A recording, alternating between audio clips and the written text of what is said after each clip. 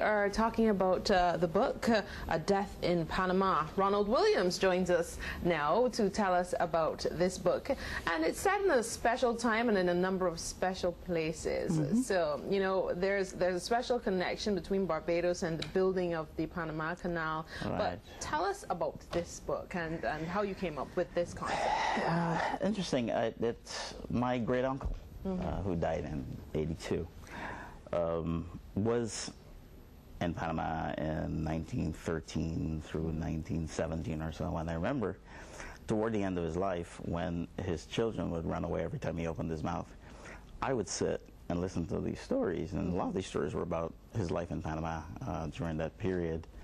He also, by the way, ended up in Harlem with Marcus Garvey, so that's a totally different story. But I found that when I started this book, I wanted to, in a sense, honor him and that experience, because those stories reminded me of something that happened when I was a kid. You'd see a nice house in the village and somebody would say, that's built with Panama money. You never understood it when I was a kid. But then his stories sort of illuminated that for me, and I wanted to write a book that honored that. The book is a little different from what I intended to write when I started, but that's the genesis of the book. Yeah, I want to go with that line, because you could have gone on the story of more of a historic account of our Barbadians when they, you know, weave a tale about that, but you went with a little bit more mystique and espionage. Which is why I smile all the way through. And it's fiction. I need to point that out. The things I create are fictional. But there was a great deal of intrigue around the building of the canal. For example, you had the manipulation of the Colombian government, the threat of by the U.S. of the Colombian government that liberated this thing called Panama. And then a few years later, the Panama Canal was built to give U.S. ships a mechanism of getting through the continent rather than going around the continent. So there was a great deal of intrigue. It's a question of looking for it and finding it. And I took that and sort of heightened the sense of that tension between politics and building and the construction of the canal itself. So yeah, I pushed it a little bit tighter than probably history would suggest it was.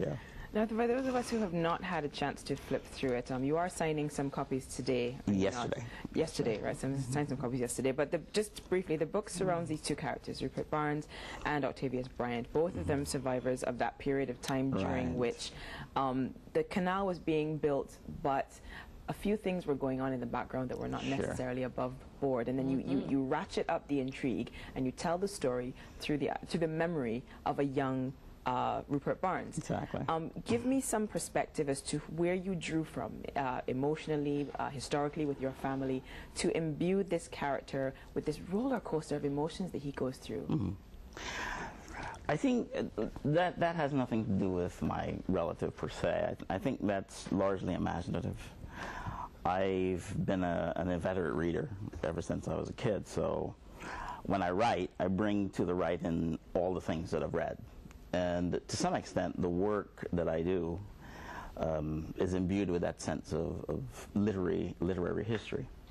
But with this specific book, I had sort of when I went to Panama to do the research, I discovered something very interesting. I started going through the phone directory.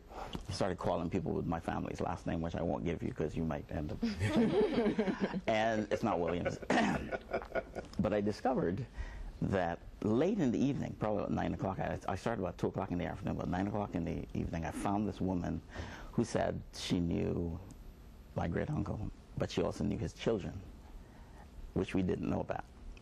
So the sense of this mysterious family that I then got in touch with and then put my cousins in touch with, in a sense created the intrigue that came from this. The sense that something totally different could be created in this other country that you would know nothing about in Barbados, or even in the U.S. where he actually lived, was for me really exciting. So I was able to squeeze some of that together. The sense of the aging of these characters also came from watching him die, in a sense. But when I was writing this book, I was vice president of college, and the president was dying of kidney cancer. He and I had bought houses next to each other, so I watched this death, and I was able to characterize then the dying of this character through watching Fred die from cancer. So much of the physical deterioration I actually got from real life and so on. What determined the shift in your focus once you decided to write it? Was it a particular event, or was it after you were doing the research, you say, rather than going this way, I'll go this way? Two things happen when you're writing novels. One, you have this grand idea about what you want to do, and then you write about 60, 70 pages, and you're actually paying attention to what you want to do. About page 70 or so, the book takes over. Yeah. And so we've had authors on the show say that before. The book writes itself. Right. The characters start to behave in ways that you may have conditioned them on page 5. But you're no longer really in control. They want to do things, and you can almost feel it, that they want to do things. And if you're smart, you'll, in the first draft anyway, you allow them to go there. You may modify that later, but you allow them to go there. And so I started off with this notion of an honor to my great uncle. And somewhere along the line, the book turned into this drama that to me was really exciting. I wanted to explore something very significant that you'll probably catch when you read the book, and that's what happens to a society when the men leave. Because remember, it was largely the men who were going to Panama. Indeed. So in the Barbados part of this book, it deals with a village almost absent of men, and the kind of men who are left are probably the least ambitious.